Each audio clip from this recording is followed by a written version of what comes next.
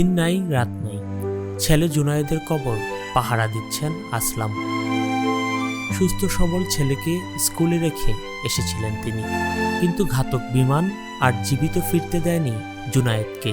আমি দিয়ে আসছি এখান থেকে, দুইজন ছেলে, ছোটটা মাঝখানে, বড়টা পিছনে বসে দিয়ে আসছি। বড় ছেলেটা ওই পাশে ছিল, বড় ছেলেটা আল্লাহ বাসায় রাখছে। মাইলস্টোন স্কুল অ্যান্ড কলেজে তৃতীয় শ্রেণীতে পড়তেন জুনায়েদ।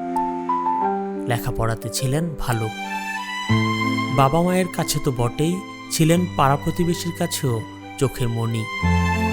সেই ছেলেকে কবরে শুইয়ে রেখে ঘরে থাকতে পারেন না বাবা আসলাম। ছেলেটা খুবই ভালো ছিল, মেধাশক্তিও ভালো ছিল।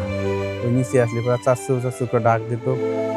কবরের নির্মম অন্ধকারে যেন ভয় না পায় জুনায়েদ, সেজন্য কথা বলতে থাকেন উপর থেকেই। ছুঁয়ে দেন কবরের মাটি, কবর ঢেকে দেন পলিথিনে, যেন বৃষ্টিতে না ভেজে জুনায়েদের মুখ। শয়ে শয়ে বাচ্চাদের লাশ। আল্লাহরে বলছি, আল্লাহ শুধু খালি একবার দেখার ব্যবস্থা করে দিও।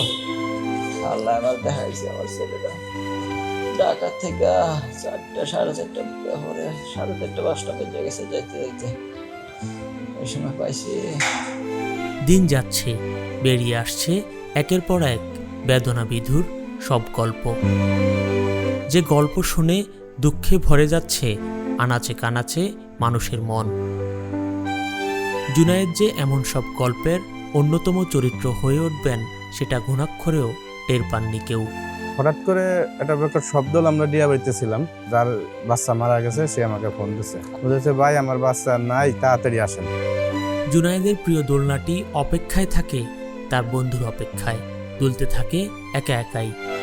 কিন্তু এই জোড়া জড় পদার্থটি জানে না আর কোনোদিনই তার কাছে ফিরবে না প্রিয় বন্ধু জুনায়েদ।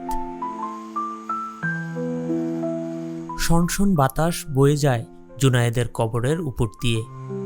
যে নিদারুণ যন্ত্রণা নিয়ে চলে গেছে জুনায়েদ, বাতাসের কাছে সে কথা গোপন থাকার কথা নয়।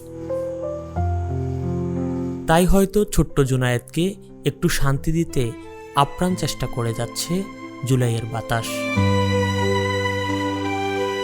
মিনহাস চৌধুরী, বাংলা নিউজ, ঢাকা।